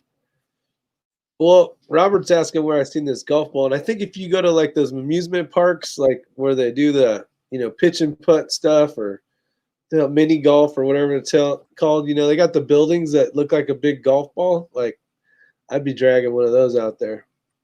But if All you right, think Kenny, about here we go. Here we 500 go. yards, Hold on. I gotta know your limits. forget the cold bore. 2 shots. That way the cold bore is out of the way. This will be you know what? This will be a good challenge for everybody. An AR in 223, 223 Wild, or 5.56. No other calibers qualify. Hang it from a string, 600 yards. Put a camera on it. You get 2 shots. And not 10. And be honest. Don't shoot at it all day with the camera and then edit it all out and then say, all right, here's the first shot, and then hit it with the second or vice versa. Be honest. I like this shit right here. Boom. Ray will shave his head for a video of the golf ball shot. Heck no. That's going the opposite direction. I think I can hit a golf ball with a howitzer. Commando 97. Think about it, Rick. When you were doing your groups with your Tika precision rifle at 500 yards, much less 600, think about how big your groups were. Well, just think about when we did the no limits at, what was it, 500 or 300 yards? Trying to hit that. Yeah. That was a golf ball. Or it was smaller. It was an inch. Wasn't it? What was the smallest target? An inch, right? Oh, Kenny's saying not in an AR. He'll try it in a bolt. John Jeffrey says y'all have fun with that one. What Elmo says. Elmo. Hey, Elmo's been drinking. He's so you actually see golf balls as targets at a lot of matches, which you can do, and don't hold the golf ball, but you just take a drill and you just put the ball in the vise, just drill straight through it with a drill bit. It'll cut clean straight through it. And then take a piece of 550 cord, drop it in, put a knot on one end, and then hang it. That's how most guys do it. Matching tattoos. Matt Cross, you're losing your mind, my friend. Now, Coda Boy 32, you can try it out of an AR bolt thing. Do it live and rally up wagers. There we go. That'd be fun. I'll be the guy betting. I was stacking rounds at 500 yards. I'm going to do it next week. Oh, no. There ain't no such thing as matching tattoos. That ain't happening. Yeah, I saw that on there earlier. Do it live, rally up. Yeah, Coda Boy, I want to see it, buddy. Show me the money. Show me. Show me. I'll go back to my JP Bolt for this. No, it's a gas gun. Do them both. I think he's talking about his bolt carrier group. The low mass operating system, the LMOS. Aha. Will you guys do that? Was your 22 at 300 shooting a golf ball? Right, Rick? I'll try it, but yeah, that's a killer shot with any firearm. Jerry Parker's got that right. Man's got to blow his limitations. I wouldn't take that bet. Jerry's right on that one. How much time between attempts? 1 day. You can do it once a day. Once a day. All right, so here's another topic. For those of you that are watching, if you have ever attempted or tried the old Air Marshal qualification course, that is no joke. Isn't that right, Ricky? Yes, it is. Keep talking. I got to pee. Yeah, so I was going to review a Staccato P, and it was the Staccato P Duo.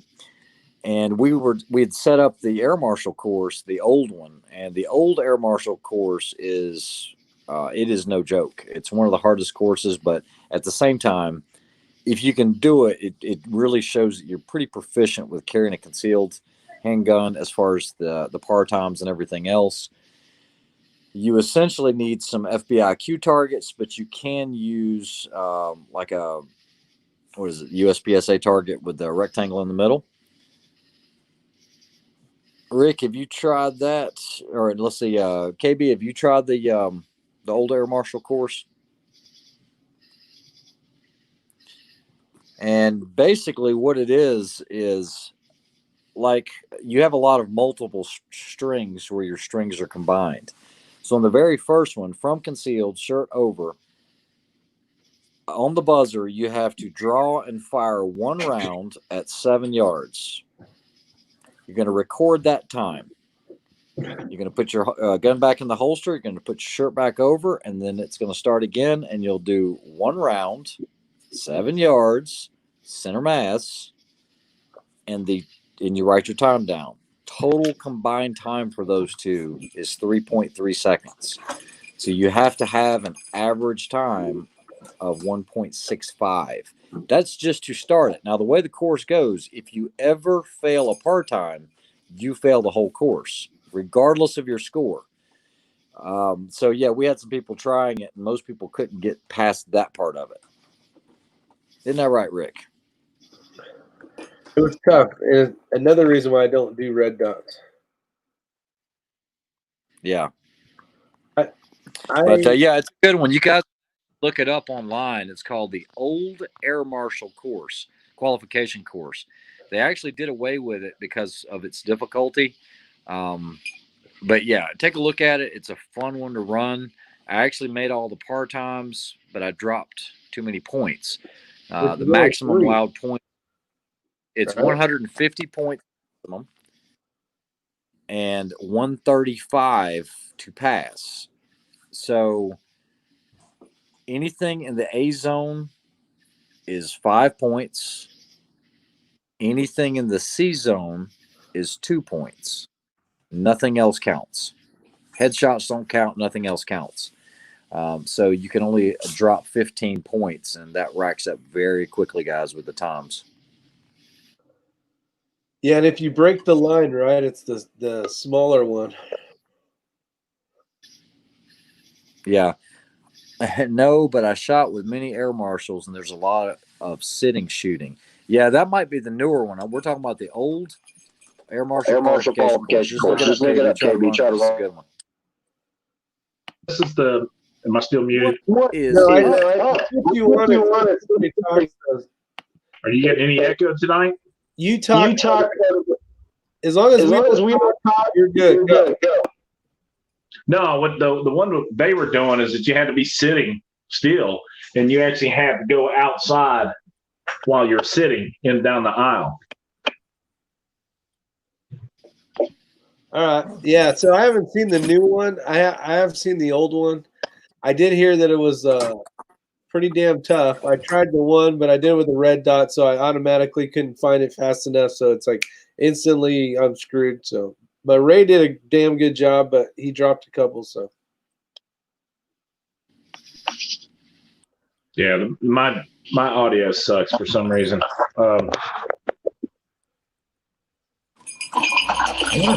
it takes what you're hearing. Your speaker is picking up, and your microphone is all. So maybe just turn your speaker way down or something.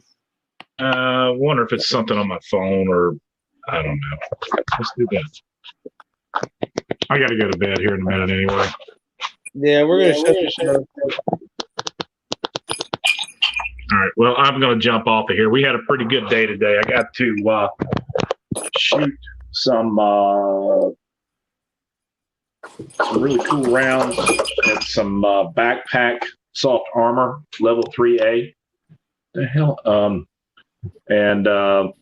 was so excited about it. I had to call Ray up because I was like, dude, I just shot some of this Fort Scott munition stuff.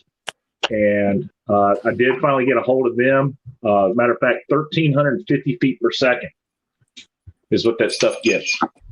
So, anywho, I'm going to leave y'all. But it went through some of the armor, but it was really neat because there was one, let's just say one plate, soft body panel where it stopped it. And if you watch the Instagram channel, I shot that same panel with the 44 Magnum, and it blew it into the water jug. That was crazy. All right. I'm out of here. Y'all be good, man. I got to go to bed. All right. Take care. See you, John. Yeah. For some reason, this phone doesn't work well, but cool to see him on here. So, Video 01, I do not have a 4-14 by 44. I only have the primary arms, the 6 to PLX, and then I actually gave away the other ones. So that's the only primary arms I have at the moment. Yeah, it's a good scope too. Yeah, it is. I am going to do a review on that now that Rick actually shot a 2-day match with it, and I've had it on multiple different rifles. It tracks well. I can't say anything bad about it. Price point's $1,500. It's pretty. What are you shaking your head about? No, I'm saying that gun's been on. We've shot that scope probably on 12 rifles at least. At least. Yeah, at least. And I actually loaned it classes, remember? On the long range class, I loaned it out that thing there, and they had no issues hitting targets. So, yeah, I can't say anything. I'm pleasantly surprised about the primary arms, and have since been recommending them to people that are trying to, get a precision rifle and put a decent scope on it without spending, $2,000 or more. Well, I think if you're going to shoot production and like PRS, like that's a top scope to go with. If you're trying to stay with, I think that and the Vortex 5 to 25, I believe, will both make the mustard on that one. I think KB's coming back. He's coming back for second round. Second round. Here you go, KB. Go. This is a different. How's it sound now? Test 1, 2. Test. Nice. We're in. Much better. We're good. It works. Eat a vagina. What did you say? Rick, if you do your challenge with your gun, would you be jealous? Rick, if I do your challenge with your gun, oh, no, go for it, man. Shoot the shit out of that thing. Just hurry up and send it to my ass so I can shoot it. It's all good, brother. Shoot it up. Just don't forget you got that baby. Yeah, after I was gonna say after this week, that rifle's gonna have a new paint job. I'm not gonna go woodland camo on it. It ain't gonna look. I'm not gonna go woodland camo.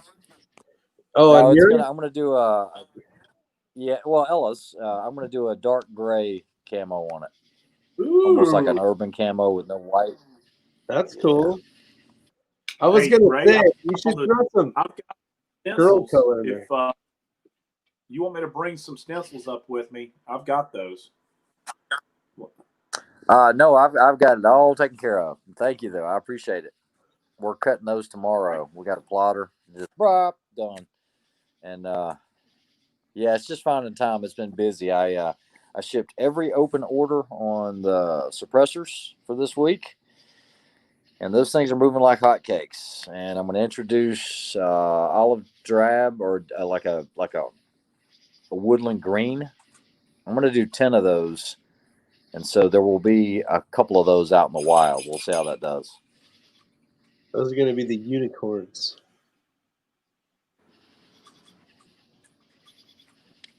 Yeah.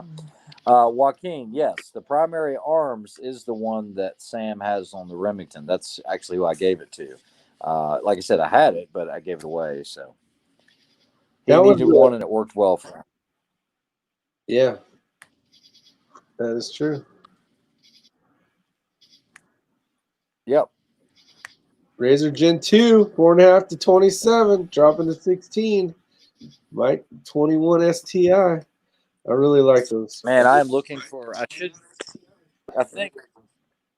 So you're signed up for Memorial, KB?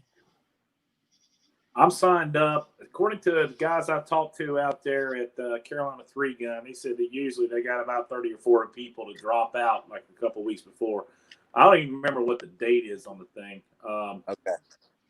It's I just happen to have practice score up. Yeah, what's the date on that shit? Hell, I don't want to shoot 3 gun anymore. Well, it is October 9th. Oh my God. That month is just hammered with shooting shit. Yeah, I don't know if I'll be able to do that. My wife will Man, kill I'm me. telling you. We got the 9th, the I 16th, will tell you. and the 24th, 25th. You got a lot of stuff going on. I just had those 2 sniper matches. So, man, you are going to be a busy I'm telling you Sunday. that Memorial 3-gun match is the best 3-gun you will ever shoot, and it's for a great cause. Well, what days is it? Yes, video. That's the one I used on the Remington PCR. 9th and 10th? Hold on one second. Because the 9th and 10th, I'm actually off. So, I might just come video or do something. Through October 11th. 9th, 10th, 11th. Yeah, I might go video for you knuckleheads. I'll do something. Man, I tell you what, dude. Yeah, I'm trying to get. Go ahead. Now, Ray, what's the? So we were talking about the Snipers Unknown. Guess who I talked to today? It was Cameron Hayes. Actually, he texted. You talked to Cameron Hayes today. Well, he texted me back and forth. Gotcha. Yeah. But, so what for the secondary shooter? What's the farthest distance that we're going to be looking to engage targets at? Do you think? I have no idea. Oh, It's a different venue. I would think your secondary probably wouldn't engage anything past 500 to 600, but he could. Yeah. Are you talking about for the Unknown Sniper Challenge? Yeah. Yeah. But you got to remember that's at GTI, and that's a completely different venue. A lot of buildings, a lot of structures. Which we had we're none going of to that. get screwed with heavy angle stuff, I think. I think so too, because in 2019 it was held at a big sod farm, agricultural, just big open fields. Now they're going to put it at GTI. Yeah, I'm thinking they're going to be real tiny, but out. I don't know. I mean, what am I talking about? I mean, yeah, I know all kinds of stuff. Hey, you know what? At the end of the day, we're going to have fun, damn it. Yeah. That is right. We're going to have some fun. What up, Mario Moz and Battle Bean? Is that the one you used on the Remington PCR? Yes, that was the one. Eric, you take care. Sorry to hear about it. You have a good evening, sir. Have a good night. Oh, geez. That sucks. Good luck. Oh, what happened? Dad's in the hospital.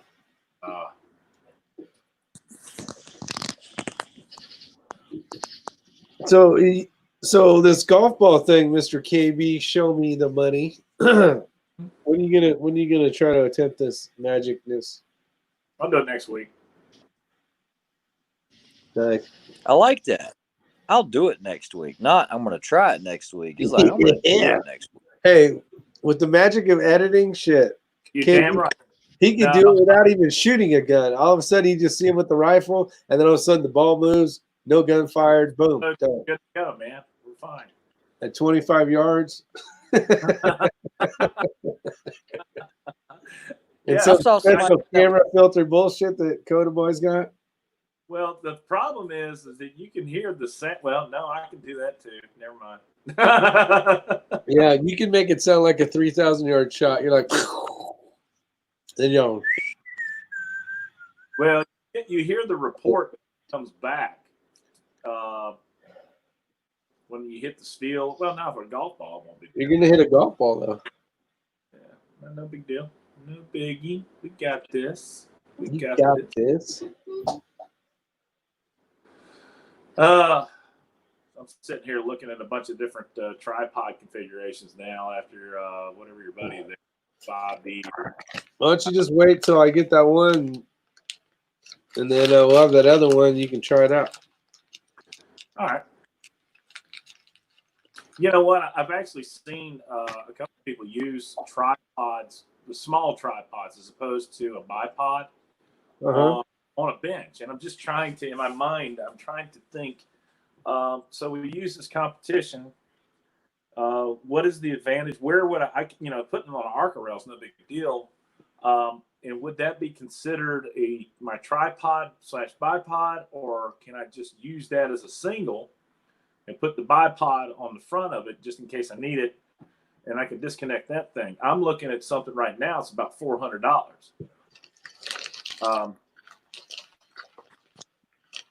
And it would use the hardware that I have now, which is the Really Right Stuff and the Arc rail, and then the bowl. The bowl, that's the most important thing. And this thing's like, the whole total weight of this guy's like 3.5 pounds. The bowl? The max load is 110 pounds. That's what I was wanting to ask that guy. It's like, what's the max load on this thing? What can you put on it? And, on the tripod? Yeah. They did they? He said it. Real quick, I answer this question because it's a really good question. Fiddy 01 said, "What range do you teach at, and when are you going to start?" Funny you should ask. Isn't that right, KB? That's correct. The normal class is Old Fort, and we go out. We go out to 700 yards because that's what we're limited to. As far as that resuming, we have checked with them every single week, and they said unless the governor lifts the restrictions, they cannot rent us the fire station where we teach the classroom portion. However, I'm supposed to meet up with John in Pennsylvania, and we are supposed to go ahead and secure at least 2 dates to teach it up in Mifflin County Sportsman's Association. Yes, correct. MILF County. MILF. Like Mifflin. Mifflin. Mm-hmm. Yeah. Matter of fact, cool. I talked to the president of the club today. They are all go on it. And all we got to do, if you want to go inside, you just got to wear a mask right now. But I'm thinking of fall, and we'll see how it turns out at that point in time. It's just going to be one of those things. We just got to see how it works out. But the idea, though, is that I don't want people committing money to this if there's the potential that somebody could come in later on and say, "No, you can't do this kind of stuff." And that's going to be the bad part. Yeah. And you won't know that till right before, right? Probably. Because up in Pennsylvania, that's We can say the total tool. Hey, we're protesting. That's all. Yeah, you can protest. Oh, I forgot about that. We can congregate in groups of 100 or more. That's right. And of course, you guys have firearms, so that'll be illegal. Yeah. Well, we're not protesting. We're protesting that the bad, evil steal. Just say you're rioting, then you're fine. You're allowed to do whatever you want. I forgot about that. What's the max height of that tripod that he's selling? Did he tell you that? I think he said 15 inches, maybe. 15? Yeah. Now, I don't know if that was with or without the center shaft extension, because I know that the SkyPod goes up to 18 inches in the double configuration, but that's also $900. So, yeah. So the one that I'm looking at right now, and I wish they would do it in English, is whatever. Anyway, yeah, we'll have to play with that thing, man. It's a great concept because the tripod that I have is a big, bulky thing, and as long as I ain't got to haul it, hump it, I'm not too worried about it. I'll use it because I can literally, you can fold it up. I can put the gun on my back like this and run with it and just set it up and go with whatever we got to go with. But I committed to a very large purchase of reloading supplies yesterday or last night. Cool. I think it was this morning. Nice. Yeah, a bunch of 76 grain, CFE 223. Got 8 pounds of CFE 223, 8 pounds of tight group, because you can never have too much tight group. And then 1,077 grain, 1,069, 1,062, and 1,055. Just wanted a whole bunch of good stuff to have. Dang. You must have visited the hardware store. No, this was all from Midway USA, man. They got everything in stock except for primers, and I'm going to go by the hardware store on Friday. I need to find some projectiles. Ray said he got a bunch of something he was going to split with me or buy in on or whatever the hell it was. I don't know what it was. Pistol primers. Pistol primer.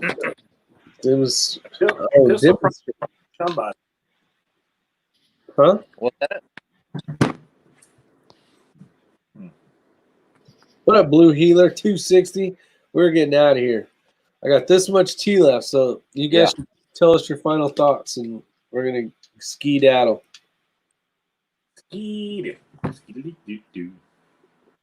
Uh-oh. Anybody? All right, so you guys are waiting to see about the tripod that Plus5 is working on. We're going to be testing that out shortly. I would assume, obviously, when I get back to the Carolinas. And then we'll put out some videos and show you our thoughts and all that stuff on it. And then you'll know more information, and we'll do all that stuff. Weigh it and height and width and all that crap. Yeah. Give you some more info. John, stay on here whenever we get done, if you don't mind, please, sir. All right, anybody else? Anybody?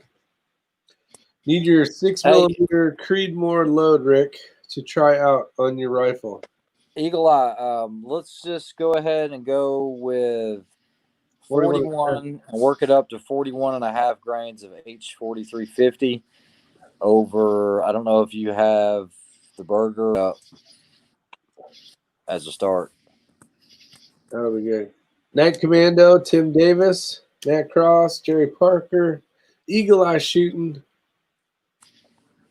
Patriot, other Tim Davis, HRM Weapons Machinist, Joaquin, Jack Nava, Video 01, Gun Tone Up Minnesotan, Matt Cross. Hey, Matt Cross, go get a tattoo.